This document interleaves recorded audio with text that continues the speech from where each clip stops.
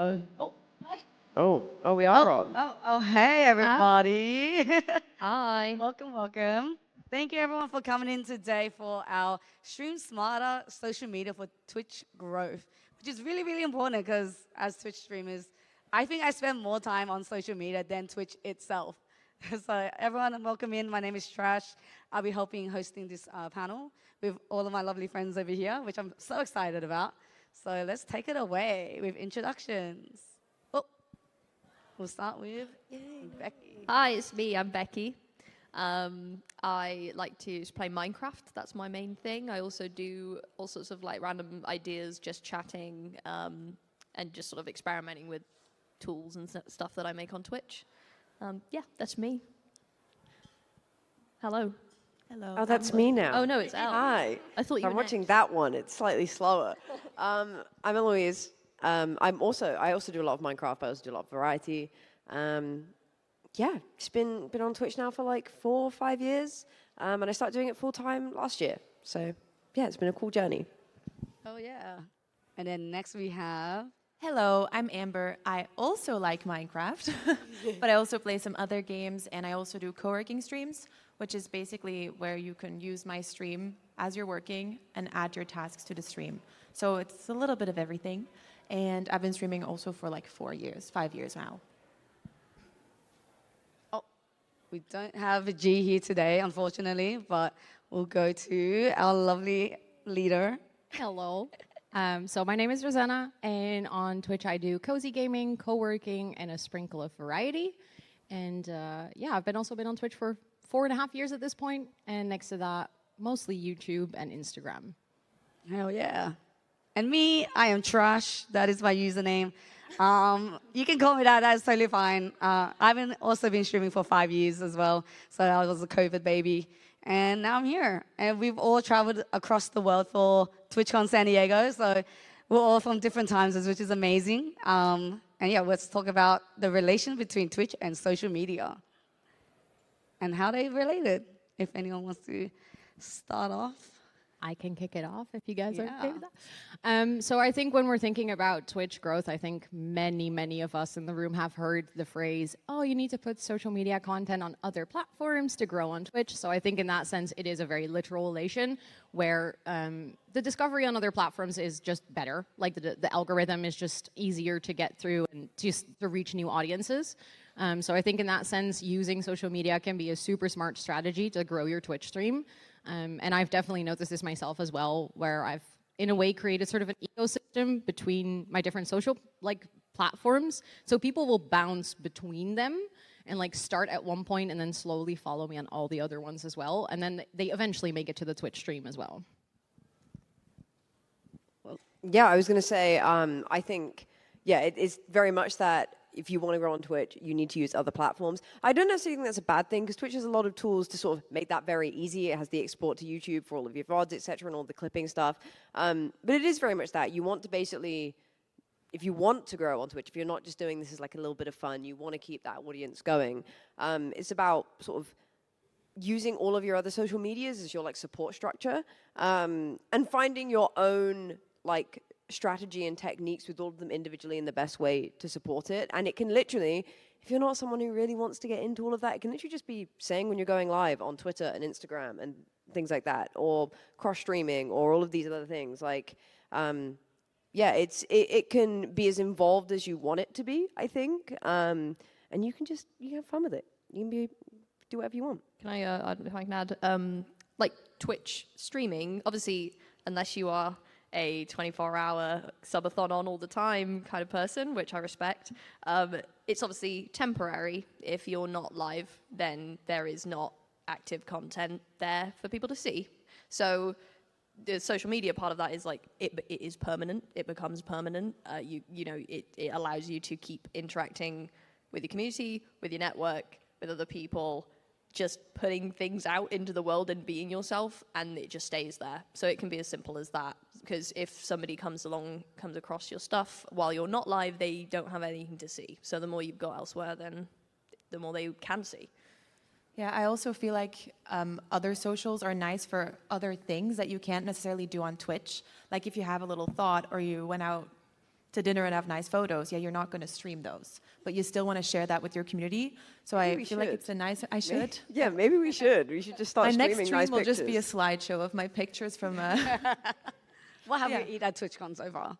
Yeah. I also feel like it's in a way you can make it like a searchable content thing, especially YouTube. I think it's like the second most used search engine in the world after Google. So if you make content, like if you play a certain game and you want people to find your content on Twitch, that can be hard. They would have to scroll the category and they would have to basically see your stream and be enticed to click on it. Whereas if you make like a little tutorial or a playthrough or like evergreen content, something that can just stay up there and start living its own life, that can bring in viewers years down the line from you making that piece of content, which is very different compared to Twitch, where, like you were saying, if you're not live, they're not gonna find you at all. 100%. Because for me, I work a full-time job.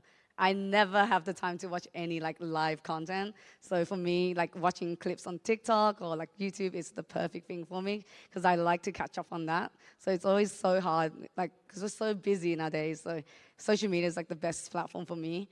And yeah, in terms of that, do you have any tips and tricks? I think without getting too much into the next slides, because I know what we're gonna have up later, but it's definitely be smart with your time. Don't worry about trying to do everything. Like try to reuse your content as much as you can. You don't have to make unique content on every single platform. That's just not realistic. So try to use what you already have and post it in as many places. And it's just, if it takes off, it takes off. And if it doesn't, that's also fine because you already created that content. It was like extra effort that you had to put in. I think like using what you already have is like quite a key point in that, like, sometimes it's just as simple as like if you're streaming and people seem to like a specific thing, then that's what you want to put everywhere else. Basically, if they like it on stream, they're probably going to like it on all the other platforms too. Focus in on those moments where it's like if the chat is like specifically laughing at something that you're doing or a bit that you're running or just some kind of thing, the experiment that you're doing, like that's what you then should like hook onto rather than trying to like do all of it. Because you know, if you're live for like 4 hours, 5, it's like how much content? There's so much content there. It's like pick out those things. If they like it there, they're gonna like it elsewhere, and then it's just pushing that as far as you can. Also, there's going to be Q&A at the end of the panel. So if you have any questions for these lovely people here, definitely raise your hands at the end of the panel. I'll come around and then you can ask these as well for any like also more advice. But yeah, to go on, we have some specific strategies that we'll kind of want to talk about as well. So first off, we have branding. Things we learned work well when it comes to branding across multiple platforms. If anyone wants to take the stage on that one. I think it's just about being recognizable as you across your different platforms. Actually, this is hypocritical of me. I was going to say have the same profile picture across. I don't. But I have one on Twitch, and then everywhere else, like my Twitch and YouTube are the same, and my TikTok are the same, and then my like more casual socials, my Twitter, my Instagram, those are also the same. But like have the same username, or if like it can't be like exactly, just put like a 1, but make sure it's still noticeable, recognizable. Have links, cross-linking. You need to just make yourself known as you. And I mean, if you can go as far as to really curate a personal brand, that's amazing. Like me and Becca, we have a friend called Owen. His whole thing is he's called Orange Juice, and he has like oranges, and he takes that as part of his like bit badges and like all of his iconography. When he goes and posts like when he's done a subathon, he will do like the Juice Cafe menu when he goes live, and he'll put that then on his different socials. And I think it's about making yourself recognizable. You don't have to go all out and like basically create your entire personal brand, but just something that people can see and be like, oh, that's you. And that can just be your profile picture, but make it noticeable, get your links there. Yeah. Yeah, I can very much attest to that. When I started, I remember thinking like, what is the one thing that I like about myself that I would like people to recognize me for, and it became plants. So all my emotes are little plants. And then I just started using that in my artwork as well. And it's even across the board. I don't have to use the exact same graphic, but it's just the fact that there's like plants and flowers and everything, it makes it recognizable. And also with branding, I think I'm a person that changes my branding every 3 months. Yeah. Don't worry too much when you're starting out for like trying to get everything perfect on the first go, and then you're stressing about it, just go with something you think looks nice and that is, feels like you, because that's eventually the most important. And if in 3 months you feel like you want to change it up a bit, eventually you're going to find something that feels like the right thing for long term, but don't stress immediately too much about, oh, it has to be perfect right from the bat. Yeah, because I also feel like it's totally normal if you stream and make content for a long time that your interests are going to change and kind of like what you want to do changes. So it's totally fine to rebrand and just make sure you put it out there and rebrand across all the platforms. And I feel like as long as colors are recognizable, I think colors are a really big thing. Yeah. So just put the same colors everywhere and stuff like that. And I think that goes a long way.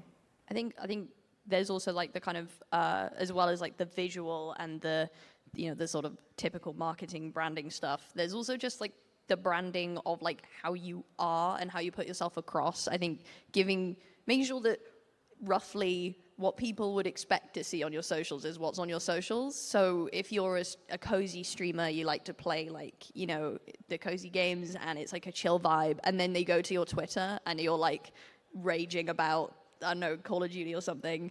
It's that kind of branding as well, is that even just what you're tweeting and what kind of like words you're using, and that's what people should expect to see after they've seen your streams, say. So there's that kind of side of branding as well, and just like how you're putting yourself across and what you're actually saying. Yeah, I think my branding is the funniest and the most easiest because it's just trash. So every time I talk to these guys, they're always like, oh my God, I see you around the convention, you're on the trash can. And then it's just like, yeah, I think branding is just like very important to be consistent as well. But yeah, it's so important. Even like for like Rosanna, for example, when I see Rosanna, I just think of orange, or like I think of the plants in the background, because I lurk in their streams a lot, so it's something that I go to sleep to. But yeah, it's so recognizable, which is always really, really cool, because then I'll be like, oh yeah, that's a Rosanna stream. Oh, that's an Amber stream. I know that one. Yeah, so branding, across all platforms, or being consistent with the branding is so important. And then next we have work smart, not hard. Time management, tips and tricks, secret to reusing content, and how to stay consistent while working on multiple things, which I personally am really bad at. Yep. But maybe these guys are better. I feel like this is my slide. I love how all of you are like, yeah, you take this one. It might have helped that I used to work as a project manager, so I literally made it my job to manage other people's time. But I think for me, something that has been really, really like a game changer when it came to reusing content and being smart about it, my mic like goes on and off sometimes, is the fact that I built like a workflow for myself. We're gonna switch. I built like a workflow for myself where I wrote down all the steps that I take every single time, so that when I want to make something, I don't have to think about what I want to do every single time over and over again, because that takes too much of my brain juice. I just want to be able to follow like a little checklist, and that makes it a lot easier to continuously do the same thing, not forget about like making a clip and then adding your just your username to it. It was something that I always forgot about it. And that was just frustrating, because then you have a clip take off and you're like, dang, but my name is not in there. So just making that little workflow for yourself and having that as a little checklist that you can just reuse every single time saved me a lot of time and a lot of stress. And in the end, it made me produce like content almost like a machine. Like you can just reuse, recycle, and it makes it a lot easier. I have terrible time management. But I will say, I think it's also about not trying to do everything like all at once. You don't need to do everything all at once, especially if you're someone who works a full-time job alongside doing content creation, which I did for 4 years. It can be very easy to sit there and go, yeah, but this person's posting a clip 3 times a day and I can't do, I need to do that. And then you try and do that. You have like 3 days of doing it and you get all your clips ready, and then you stop doing it at all because you're like, this is too much. I can't keep up with this. So find what works for you within that. Take your Twitch clips, turn them into shorts, turn them into reels, do all of that. Post them all at the same time. But don't be telling yourself you have to do 3, 4, 5 a day. You don't even have to do 3, 4, 5 a week. If you can do 1 a week, and that is what is manageable for you to stay consistent, then that is fine. Do that, because that is still better than trying to do everything, not getting overwhelmed and then doing nothing. Like, something is better than nothing. And But yeah, I mean, you're the guru on like actually managing your time. But I just wanted to say, like, don't try and feel like you have to do everything all the time, because you don't. And it's better to just do something. Do 15 minutes, 15 minutes a day. Get your clips, and that's all you have to do. I think it's also something that probably a lot of creators do, is you try to overcommit because you see all these things and you're like, oh, I want to do this, I want to do that, I also want to do that, but you can't. So if you promise your community like, oh, I'll be live every day, for example, but then you can't, I think that's probably worse for your growth than if you can only do 3 times and then stick to those 3 times. And it's funny because me and my friend talked about that yesterday, where you can't just overwhelm yourself if you know you're not going to be able to follow up, because that's not good for you, but also not for your branding and for your schedule. So you don't have to do it all. Just try to be consistent with what you can do. And you also work part-time, right, Amber? Yeah, Yeah. I work part-time, but I'm really not good at managing my time. So sometimes I'm like, I don't know why I'm giving out these tips, but No. I try to be better. No, it's okay. I work full-time, and I'm still struggling, and I try my best to. Oh, yeah, I think there's also just use the tools available. There's stuff like within Twitch, they've been doing really well, actually adding really useful tools like clipping and things like that. You can clip within the Twitch clip editor. You can link your TikTok, your YouTube, your Instagram to it and literally ship the clips from Twitch if you want to do it like that. You can even do it like as a draft. There's like, because like before I was like, okay, I've got to clip it and then I've got to take it, download the clip, and then I've got to put it into like editing, and then I've got to edit it vertically, and it's like they're doing a lot of good stuff in like helping to synthesize that. So just make sure you're aware of like what tools are available, because they will speed you up a lot when it comes to like just getting that content shipped. And it is like you said, like 15 minutes after a stream, you can just sort of do those at this point, which is really nice, and it feels good as well. It feels really good to be able to do that quickly. I also wanted to add, I heard you say, like, don't try to do everything at once. I think I heard it a couple of times. That's especially important when you're starting out.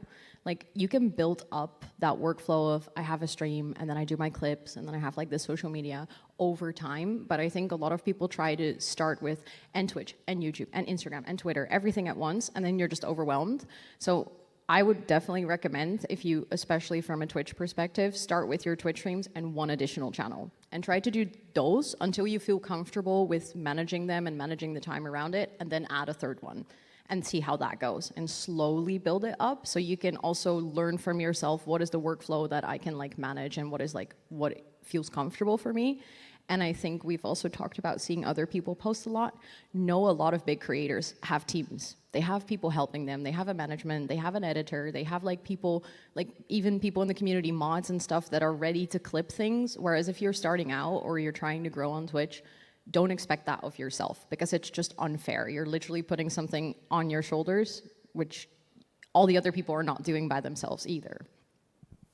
I need to take that advice home, because I tend to struggle with time management as well, because I work full time at home, and then also on top Twitch, TikTok, trying to edit, and it's just like it gets a lot. So please always take care of yourself, your energy, your time. It's very important, because I struggle a lot. So I learn a lot from these guys a lot. So it's always very inspiring to like see how they do it and like use their co-working streams. I have another. I looked over at the slide and I was like, you mentioned earlier, or one of you two mentioned, like, see what your chat is engaging with, like what pops off. That goes the same for if you want to do tutorial style content. See what your chat asks. If you get a question more than 2 or 3 times, that would be great content to either make into a short or to make into a YouTube video, because apparently your audience wants to know your answer. So if you give it to them in reusable content, you can even do that live on stream. You can even, if you have that opportunity, show it to them while you're live, clip it, edit it, and it's the best content to get searched for. Sorry, if I can add to that, I would literally do this with my chat. I'd be like, oh, can you ask that question again? Can somebody take a screenshot of that chat? And then I would like sometimes do 3 takes of explaining something, but they thought it was funny, so I would get a good clip that would do well, because it's a question that people actually want to know about. And then, I don't know, I guess it would be funny to watch, so yeah. Do you have a favorite with chat? Any favorite moments with chat? It would sometimes just be in-game things, so then it wouldn't be funny, but sometimes people would make like, your mom jokes or something like that. And then you can also just clip those funny moments and then add the text to the screen. And if chat liked it, as you said, if chat liked it when it happened live, it'll probably be a good clip. I had one very specific memory where I do a lot of Sims building on stream, and the best clips, the things that work best, is if I actually don't know something, and chat gets to correct me. So they get to tell me that, you know, for instance, freezes, I never understood what they do in The Sims, and someone was like, you know you can put it, and then it aligns with the roof, and I was like, what? And then we tried it, and I like made it, I took the time to experiment and then clip it, and that clip did super well because apparently I was not the only person who did not know, and chat loves to correct you. So sometimes it's good to be wrong. Don't be afraid to say something silly and then be corrected, because those are great clips. Oh, 100%. I think my worst clips are always the bad ones of myself. So speaking of content, our next slide goes into kind of going different content versus fully niche down content. What's worked best for you guys, or how do you figure out what works best for you? I sort of fell into doing Minecraft as a niche. When I first started streaming, I was doing a bit of variety, and I joined an SMP, which is like a server you have with friends. And it was just doing really well. Like, it did really well, and I was like, oh, this is nice. I don't have to think about, like, what am I going to stream each time? And it's definitely had its merits, but it's also had its difficulties. And my answer to this is whatever interests you the most. If you love a game and that is what makes you want to stream, you're excited to stream that game, or like you are a baking creator or cooking or IRL, and you love that and that's what you love, do that. That's what you actually like, just do it, because otherwise you're going to try and force yourself every day to do something you don't want to do. If you like being able to like wake up and stream whatever you want, and you can just decide that day, or you can plan it a week ahead, then do that. This really is just down to your own, I think, personal preference and your own style. My take on this really is just do what you're actually enjoying, and it's okay to change. Like, I did Minecraft pretty much exclusively for like 2-3 years, and Beck, you're very much in the same boat now, where we both do a little bit more of variety, or like my Minecraft content has changed slightly, so it's more about like how can I take the game and bring it into real life, so it's a lot more of that IRL element, and it's playing around with that. But we both play other games, we do other streams, and we've built up our audiences within that niche to then expand out. TLDR, there's no wrong way of doing it. It's whatever makes you excited to do content. I do think it does help if you have different social media channels, and like, let's say you have a Minecraft YouTube, but you never play Minecraft on stream, or vice versa. Like, it doesn't have to be every single stream. It's not like you can only do that one thing that you're doing on your YouTube, but it does help if there is enough overlap. And I think a part of that also comes down to your personality. So if you're doing cozy games on one channel and cozy games on the other, people will see a similar version of you. But if you're doing, I don't know, first-person shooters on your YouTube, and then people come to your Twitch streams and you're playing Stardew Valley, maybe it won't be the same type of audience that's going to be interested in that. So if there's anything that comes to niching down, I would almost say don't niche down based on game, but niche down based on audience. Like, what type of audience would you like, and figure out what fits within that niche. And that can be multiple games. That can also be a mix of IRL or co-working, as long as the type of people you want to attract enjoy all those things as well.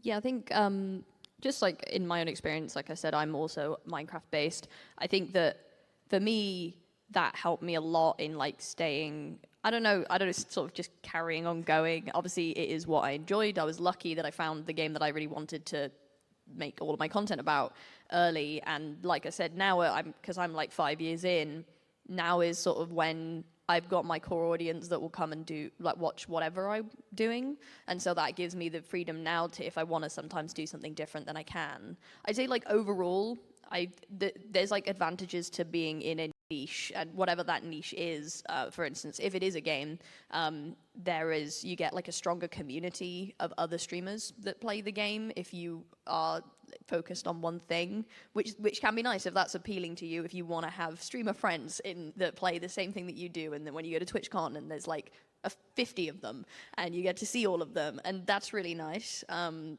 just sort of speaking to the advantages of if you want to go into a niche versus kind of going all over. And for me, I tried variety when I started out, and I found that I was like, I don't know what to do. Every single day I was like, I don't know what to do. I don't know what to do. And then it was like finding the game that really like made me, I was like, I'm just doing this. This is what I want to do like every single time. So that worked really well for me. So. I also really feel like your audience knows if you're not enjoying something. So if you can't force yourself. I tried to do it because I grew in Animal Crossing. And then at one point, like, there were no more game updates, and I was like, okay, but I've been doing just this one game for like almost 2 years, but I don't like it anymore. And then you don't get excited to stream, and you really don't want to anymore. So I think it's, as you said earlier, it's just important that you do what you like, and then as long as your vibe is kind of the same, people will usually transfer over to new games, but maybe not like shooter to really cozy, but as long as you bring the same vibe to it, and like your personality is still you, no matter what you do. So make that be known, I guess, like show that, and just enjoy yourself, because people can tell when you're not. Yeah, 100%. Like, I stream on TikTok and Twitch, so it's very two different worlds for me. So I do like cozy gaming on TikTok, that works for me. And then on Twitch, I stream like anything. And then it's just a very different vibe. But then sometimes I get people coming from TikTok to Twitch and then vice versa, which is really cool. Yeah. And then going to the next slide, we're talking about community building from followers to fans. Best practices in building a community that goes beyond one platform. And I think we all kind of experience this in many ways. So the first thing that comes to mind, I think, is the most simple one, is let people know you're on other platforms. Just say it if you're making a YouTube video. Say, oh, I'm going to be exploring this live on stream at this and this time, or on your stream. Tell people, oh, if you want a tutorial in depth, it's on my YouTube. Or like even as mentioning your username in your clips, that just helps people be aware that you exist on other platforms. I think also sometimes just explaining to people what they can expect. So I very often tell people like, oh, if you want to know what I'm up to at TwitchCon, follow my Instagram, because that's going to be the place where I will do those updates. And then people that are interested in that will go there and follow. If they are not interested in that, they also don't go there. And that's also fine, but it helps people sort of know, instead of just saying, I have an Instagram and a YouTube, tell them what they can find there so they can decide if they want to put the effort in to go look, basically. I was going to say, first of all, yeah, what you sort of said, be in people's faces. Post your content across all of your platforms. You know, familiarity builds fondness. So if someone comes and watches your stream and then they're on Twitter and they're like, oh yeah, that clip really was funny, they have that like moment of connection again. But also, I have entirely forgotten my second point. So, oh my gosh, what was I going to say? Social media. Something about social media. I don't know. Followers, fans, community. Followers, fans, I think there's like, I'll pick up if you remember, up then that. you can have it back. I think there's a sort of like community as well where it's, you know, and like I said, you get, I call it like the network. I don't like the network. I don't like calling it a network because it's like they're not my friends. But, you know, obviously we're in a Minecraft niche or any niche. We'll stream, and then afterwards when I'm not streaming, I might tweet at like someone I was streaming with, and then their fans might like kind of go, oh yeah, you were talking to them on the stream earlier. And I think being present across the platforms in the community of like your streamer community as well it's just really nice, because it ties you in with other people and like ties them into you, and then it's like helps with collaborations going forward. So it's like building the community that they might not have even seen your stream, but they've like heard, they were watching someone else and they saw you, they heard you talking, and then it's like, oh yeah, it's this person, and it's just you become part of a community on the social media platform in itself as well, which is really useful. I remembered what I was going to say. That's all right. The other part I was going to say was be consistent. And what I mean by that is go live at the time you say you're going to go live. So create a schedule for yourself, because the thing is that schedule's not just for you and holding yourself accountable, but it's actually really there for your community. They know when you're going to turn up. They know if you stream, I don't know, 4 days a week, Monday, Tuesday, Saturday, Sunday, they know that you are going to be there on those days. It then becomes part of their routine. Like we had a meet and greet today, and someone gave me a little note, and in part of it, she said, you're always there, like your streams are always there when I'm getting ready for like my evenings at work. And I'm like, like that's really nice. But like that is genuinely part of it. I think that's what helps really connect people with audiences, that when your content becomes a part of their lives, they know when you're going to be there. They know how long you're going to be there for. If you're streaming at 2 p.m. one day because you've got the day off work and then midnight another day because you stayed up late, you're just going to get completely different people each time. And that's fine if that's what you want to do, but if you're looking to build an audience, looking to build a place that people keep coming back to, those same people keep coming back, it is better to keep being there the days you say you're going to be there, the times you say you're going to be there. And I think that's when you can really start to connect and kind of find people who want to follow you across different places because you become a part of their day, non-parasocially, of course. I think it's also the vibe on platforms are different. So kind of figure out which one you like. I think if you're a person who enjoys maybe being able to be a bit more in the background, Instagram might be nice because you can scroll and just comment and engage with people's content on your own time. If you are someone who's looking to build an audience because you are very good at the live interaction, Twitch obviously is going to be your place. Like that's going to be the time where you can connect with people. If you're someone who likes to teach, YouTube might be a better place, but just figure out which type of community fits the best with your personality and focus the community building on that platform. And then those people that felt like they belonged to that part of your community are more likely to come over to other platforms as well. But it's just easier to figure out instead of trying to do all of them. Because for instance, for me, I'm no longer on TikTok. I cannot deal with the TikTok community. They're just not my vibe. And that's also completely fine. I just realized that other platforms are better for my community and my type of people. I didn't know that. I also think it's important that you tell, because like, if your focus is streaming, my audience knows that I'm really not very responsive on like Instagram DMs and stuff like that. I'm even that way with my friends. I'm just really bad at replying to things. So they know that if they have questions, they can just ask in my Twitch stream, and it kind of sets the expectations of what can I get from this creator on which platform. And like that, I also feel like it's just more clear and just more nice for them to know what you do where. Oh, sorry, I got distracted by the screen. I was like, there's a slide. No. We still have plenty of time because I was going to go to the next slide, but it's stuck on us. But it is Q&A time. So if anyone in the crowd has a question, please raise your hand because we'd love to hear it. And I'll come around. Hello, how are you? Hi, I'm Duchess. Hi.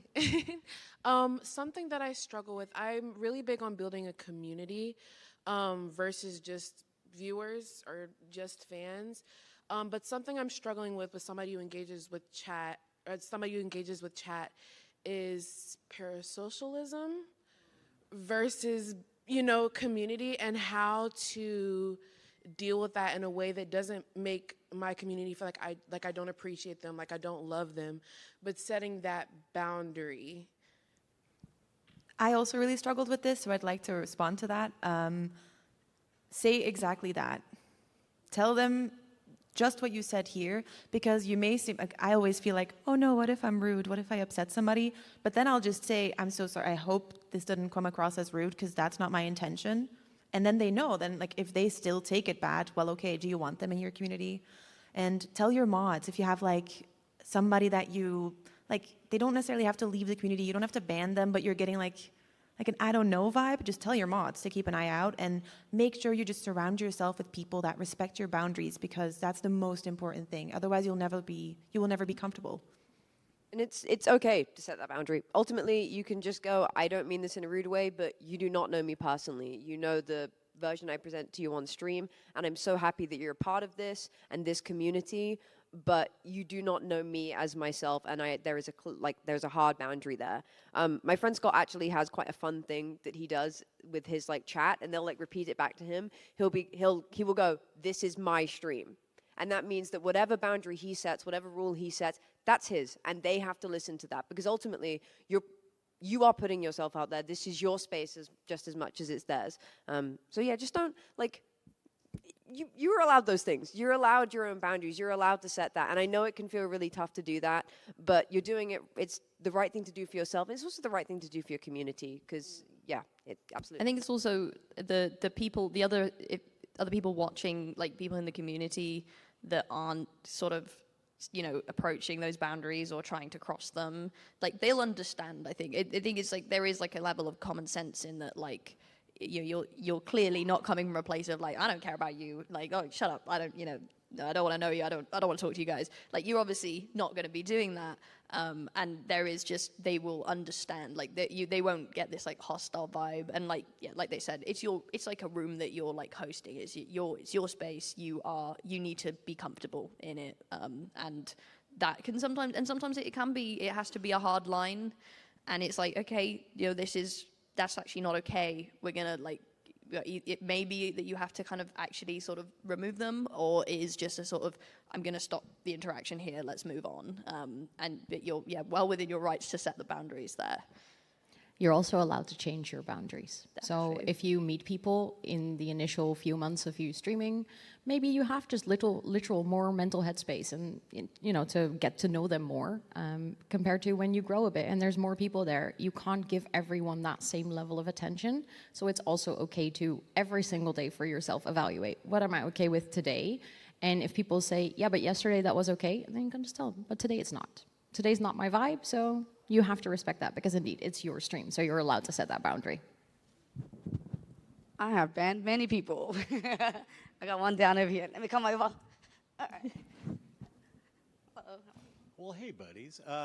So I have a friend who made a comment about Hispanic Heritage Month on Instagram, and there was discourse, right? There was a whole lot, and some of that may have followed her back to Twitch. So how do you deal with when you have a bad interaction with someone on another social media platform and they follow you to other places? Like, what strategies do you have for handling that? No. It's a tricky one. I don't think we've really had that, is the issue. Like, yeah, so that's a hard question. It was reminding me of different, like not that scenario, but like that kind of feeling of, I guess, more difficult like community members who then follow you from platform to platform, not necessarily that stemmed from one interaction. I guess I can't give advice on that exact situation. The Twitch side, I think, still applies in what we were saying, is that it is, I think some like bad actors or people that want to mess with you, like Twitch is one of those things because of the live interaction that people try to put you on the spot, and it's still within your rights to just shut that down and be like, talk to me later. Like, use those moderation tools. Like, that's what I was going to say. You just have to keep people sometimes try to make you say stuff or talk about stuff like while you're live so they can get you on the spot. And it's like, I'm allowed to not do that. And you know, it is just use the moderation tools, and like, if they want to talk off platform, then like that's fine. But I don't think we've actually had to deal with that exact situation. So that we're already sort of like what I think I would do. I think. I unfortunately did have not so nice interactions with some people on other platforms. I think the best thing for me was not dealing with it alone. So I immediately told my mod team. I immediately notified them, this is the user, these are their social accounts. Keep an eye out if they do come to Twitch. Please shut it down immediately. I'm hoping that won't happen. Unfortunately, in one case it did, and they did immediately because they knew upfront what to look out for. They were ready as well, and I didn't feel so stressed and worried about it anymore. Bam. Good mods team, which I think that's really important to also know, to have a good mod team and let them know about everything that's going on behind the scenes. We got one over here. Thank you so much. Hey, how y'all doing? I'm Kale's dad. Great to see you all. This is my second TwitchCon. I appreciate y'all for having us here. I am not good at social media, y'all. So thank you for the panel. I found, just for help for everybody here, I found a website that you all can use called Buffer, where that you can sign into like 3 social media accounts for free, and you can post there, and it will post to all of them at the same time. Please use it. So also, thank you. So my question is, when it comes to different platforms that you go through, what is really the algorithm that you crack on each site? Because I know each site has a different thing. TikTok has their thing, Instagram has their thing. And so I've been trying to find what it is for each one, and how have you all been able to deal with that? I don't know. I found Twitter is the place to be funny, or relatable. Funny or relatable, people like that. TikTok is the place to be snappy and short. Sometimes whatever content you put out there, make it 5 seconds shorter.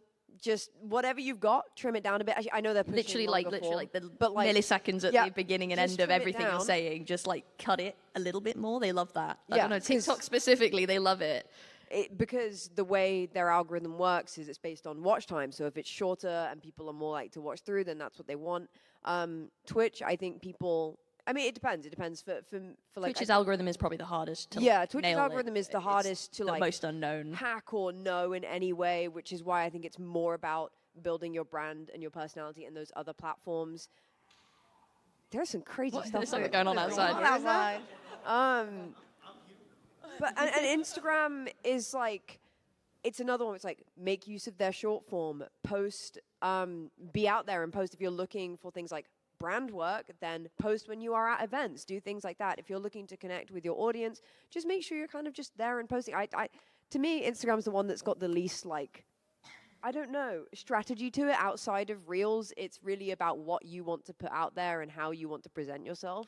I think it's also like finding what like works well like from you as well, and that can just often be like throw a lot of things at the wall, see what sticks, just keep going until it's like, oh, this one actually, what happened in this clip that did good here, or like what happened in this post that did good compared to all of my other ones. Okay, let's analyze, let's have a little look at this, like what's different, what's new on this one. Is it that I was like doing something new on a game, or was it like, you know, a clip of me not knowing something and being told it and stuff like that. And it's like kind of hooking onto like what your stuff, like what does the best out of your stuff rather than like the entire thing. Because also you need to make sure you stay true to like what you want to make, like yourself, your own content. And it's like there's no, it will stop being fun if you end up having like trying to just do what the like general algorithm is doing, but you can see how the algorithm works for you. So that would be mine. I think specifically for Instagram, I know that likes and shares count really heavily. So if you make something that's shareable, whether that's funny or educational, there's like a guy on Instagram called Monseri, and he talks about this a lot. So like he works for Instagram and he confirmed this is something like a metric they look at. So shareability is important. I think on YouTube, searchability is the highest one because people will look up things rather than browse their homepage to see what they want to watch. I know on Twitch, a big one is network.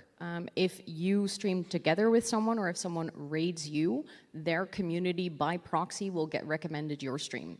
So sometimes it is actually just really good to network and make friends on Twitch. Whether you collaborate or raid in, that will help you grow. Obviously in that, stay authentic. Don't network with streamers just to grow because people will notice that. I got one over here. I'm getting my steps in today, guys. Hi, you guys. I had a question specifically toward like VODs, short form and long form. So that it's a variety, right? Like we all have that. So like, is there like a key thing like for short form that you're seeing toward time duration versus long form and also VODs? I do VTubing. So you'll see sometimes people making like a separate channel for just VOD, and because they're not trying to mess with the algorithm. And I know that, you know, we know what we know, but again, any input on that? I mean, so I do short form on TikTok. I have a TikTok where it's just like the short form that I like make work, like actually work on, where I like film it, edit it. It's like fully created content. And then I have a separate channel, which is just my clips. I literally just ship clips from Twitch just to see. And then I also have like a YouTube channel where I make videos, and then I have a VODs channel separately for long form. VODs is an interesting one because it's mostly just, I just put them up just because it's a good archive. Occasionally, especially if I'm doing like reaction content, something, they randomly, sometimes a VOD will just like pop off a little bit. But I mainly do that for my community. That's like what the VODs are up there for, because I think it's not something which I'm feeling like people are gonna go to YouTube to watch like a hours long VOD, personally. But yeah, I think there's a level of like splitting them up is useful when it's like completely different types of content, because they're gonna just get shut. Like if they've subscribed because you do like 10-minute to like gaming videos or talking videos, and then it's like, bam, here's a 4-hour VOD. It's basically, I've found that it would probably not do very well, and it might also affect the other videos on the channel. And same for short form as well. TikTok, like if they're expecting an educational video and then they get a random gaming clip, I find it better to split those up, personally. I also notice that people oftentimes want to watch your VODs if you're doing something like long-term, like Let's Play type of things. And then I really hate myself that I didn't post the VODs because they're gone. So like in hindsight, if you do like a challenge and it lasts like 100 of streams, then it's a lot of people will actually want to watch the start of it if they find you in your 60th stream. So I think for that sense, just having a separate VOD channel for that to not mess with the type of content you're making algorithmically on your other channels, I think having a separate VOD channel is always a good idea. I'd also say you can still, like, if you are doing VODs, it's still worth treating it as its own piece of content in terms of when you go to title it and potentially if you're going to make a unique thumbnail for it, because it still has the potential to do really well. Like, you could just randomly put a VOD out and then it hits the algorithm on YouTube and it just does really well. But yeah, it's definitely worth doing, I think. It can just be a really nice passive form of getting people in. I have people who come into my Twitch chat and be like, oh, I've been watching VODs on the VODs channel. This is the first time I've actually been able to come in and catch a live one. And had I not been putting them on a VOD channel, they might not have ever bothered to come in because they wouldn't have had that content for them to begin with. And it's, again, you can literally just export. You can finish a stream and export it over. So I really do recommend doing it. In terms of short form, yeah, you can literally just do clips. Like you were saying, you just have some that you just export out. So there doesn't have to be like a really, really conscious, like dedicated time effort if you don't have that capacity. But I definitely think it's still worth doing in whatever ability you have. I think a really nice feature to use on YouTube is the fact that you can link a short to a longer video. So if you post clips from either a specific VOD, you can link to the VOD, or if you have clips that are maybe related, like a short tutorial, and you want to link to a longer version of the video on your main channel, you can do that as well. But I do feel like that feature is getting more and more popular with people realizing, oh, there's actually more from this little piece of content that I already liked, so I can continue watching. So use that feature to your own advantage. I'm learning something new every day. I didn't know you could do that. All right, we got one over here. Hi, I had a question about analytics and like what your guys' relationships are with them and like making predictions about things that you want to do in the future versus like viewer feedback or like sentiment or like vibe. I don't know. Maybe this is a controversial take. I don't look at my analytics too much because this is I don't know. It depends what mindset you have. Some people are very analytics focused. They want to get the best click-through rate. They want to get the best view duration. They want to get the most watch hours. I do this job because I love this job. And I make content that I want to make because I feel passionate about it. So I try not to get too bogged down in it. There can be a million reasons why a stream didn't go as well as you expected or a YouTube video didn't do as well as you expected. I think the thing that I would pay attention to most is the audience reception. That is what is more valuable to me. Like if I do a stream and my audience are absolutely loving it, then great. I think obviously on Twitch, it's like if your viewership's up, then you go, more of this. Like I'm gonna do more ideas like this. But in terms of like YouTube, I tend to look at like what are the comments saying? What is my like, I guess view duration and like what's my likes over than like, I don't know, if that makes sense. Like I just try and look at the stuff that feels more personal and more like who is invested in this content and what are they saying about it, rather than whether it's hit certain algorithms, certain ratios, certain whatever. And I find that helps more. And with Twitch, same sort of thing. Like, sure, you could do a stream that performs great, but if your usual audience doesn't like it and the chat is just completely dead and it's making you really unhappy, what does that really mean? It doesn't really mean much. Versus, yeah. I know. Beck, you had a point? I think like, are you asking about like Twitch analytics or other socials, or any of them? Either or, if you guys have like a favorite dashboard or like a favorite metric that you really like. YouTube can be quite punishing because it does the 1 out of 10. So it like you post a video and then the dashboard will show like how well that's currently doing in relation to your other like latest 10 videos. So if it's underperforming, it'll be like a 10 of 10, and then if it's the best one, then it'll be like a 1 of 10. That one, so YouTube, I think, can be the most like emotionally mean, because it can just be a bit like, oh, okay, all right, fine. Like, it'll just tell you straight up how well it's doing compared to all your other stuff. I do like Twitches. I found that they've recently added quite a good, like a graph that it will show you like the runtime, and you can look at stuff like your chat messages across the runtime of your stream. So it's, like I said, the clippable moments and stuff, it's quite good for going back and finding like the timestamp of when like the chat was the most active in the stream. It's like, okay, what was I doing? Like, so you can go back to that moment on the VOD and be like, oh, it's because I was talking about this. And then it's like, can I make some content about that? Or like, can I do that again?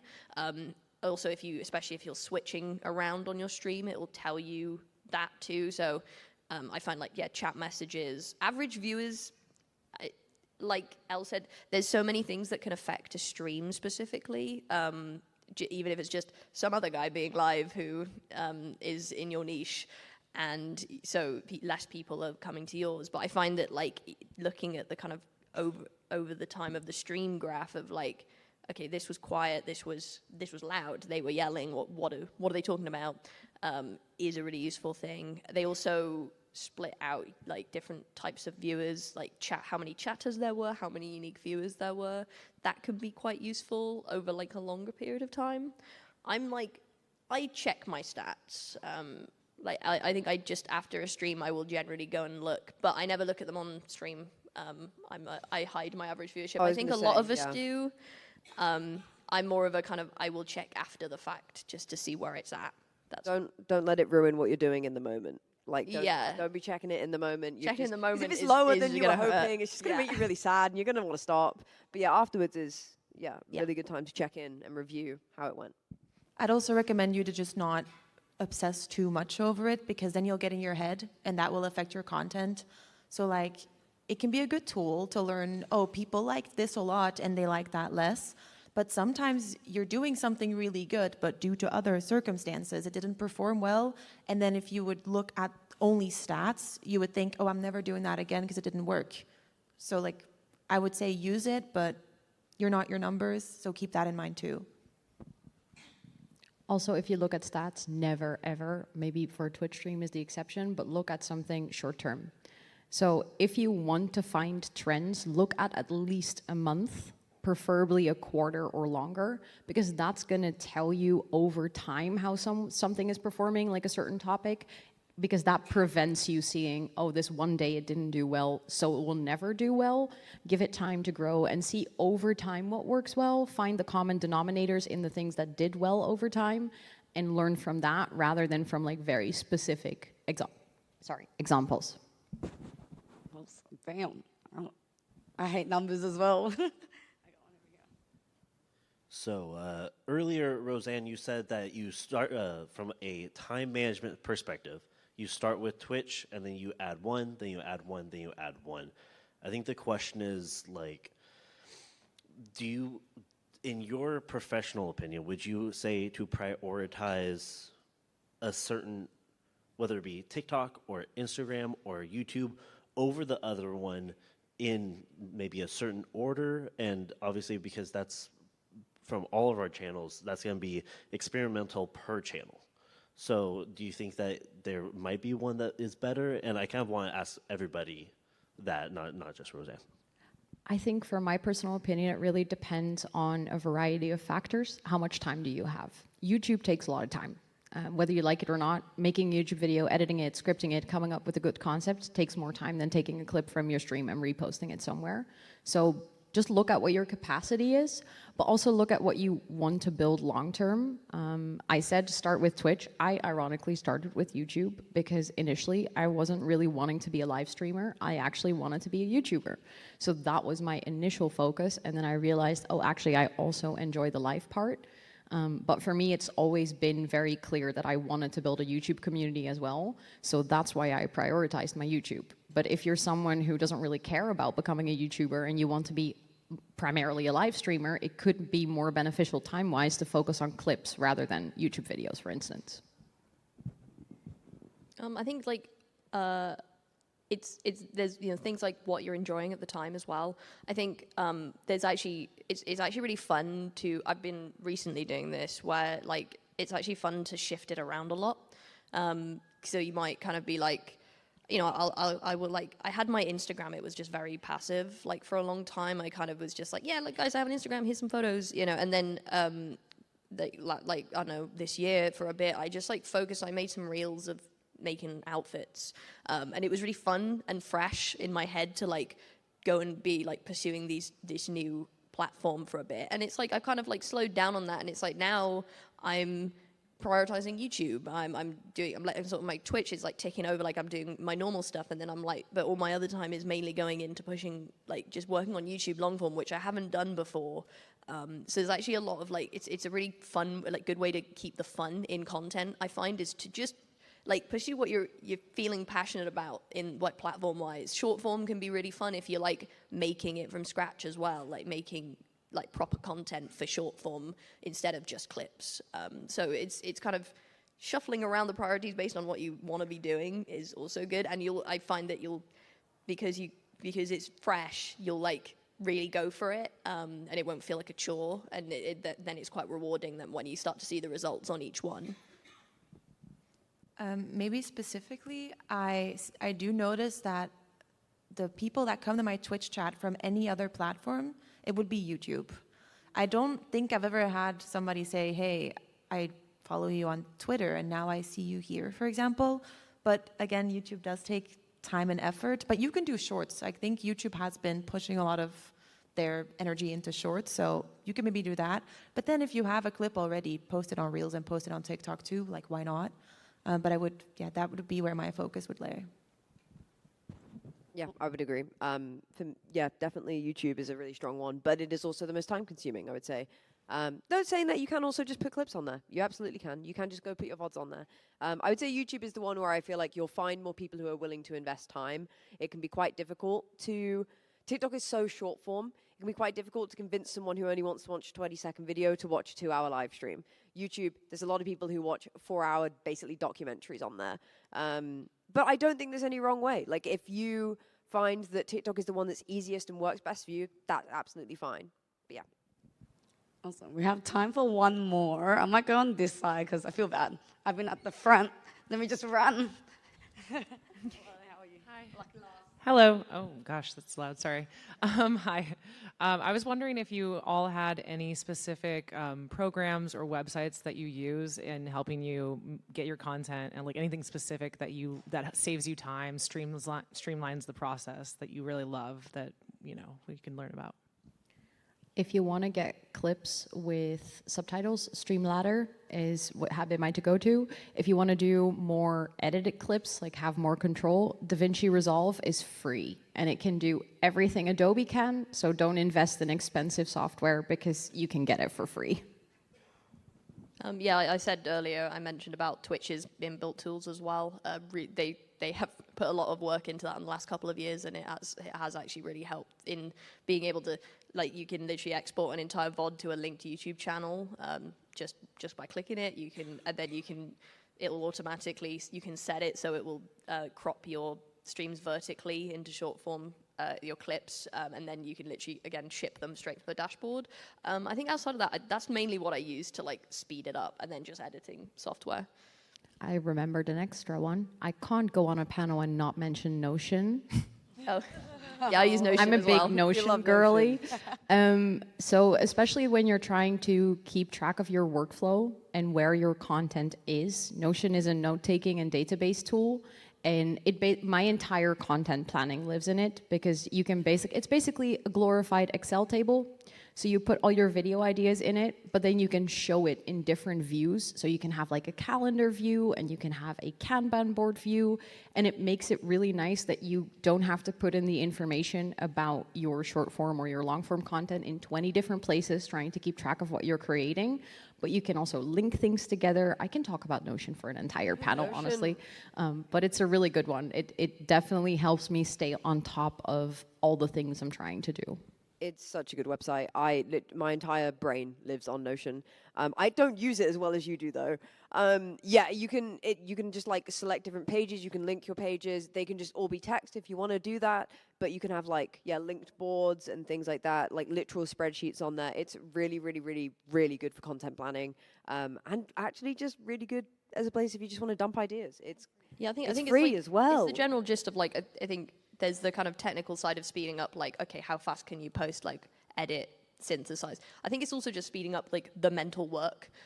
Is what we use Notion for. It's like cutting time down is like, oh yeah, I needed to post that thing over there, and it's like, it's there, it's on a list, it's all set up, it's, you know what you're supposed to be looking at. I think that's the biggest way to save time. It's just the thinking, cutting down the thinking. For visuals, like if you make a going live or like a subathon type of visual, I use Canva, and then I can just, copy, like make templates and stuff like that. And I just made a media kit in there with all my colors. I think it's built in a tool. I don't know if it's a premium feature or not, but maybe. But most of Canva is free, so I would also recommend using that. Yeah, I use Notion all the time. Rosanna actually sent me her Notion one time, and I was very inspired, and I spent all night fixing mine up to make it all pretty. But unfortunately, we have ran out of time. But if you do want to speak to these lovely ladies, they will be outside, maybe, if they have time. I have another panel. Never mind. I'm sorry. Go listen to our other panel. It's literally We'll be around, just though. right there. Next door. Come next door, guys. But thank you, everyone, for being here. If you'd like to just introduce one last time before you head out. No. Oh, no, introduce. Oh, yeah, if you want. You can introduce yourselves. Oh, I'm Super Eloise. Or just Eloise. Yeah. Rosanna or Rosannatxt? We're saying our names? Yes. Okay, Amber or the Amber? Bekyamon. Awesome. Yeah. Thank you so much for being here. Check out the next panel next door.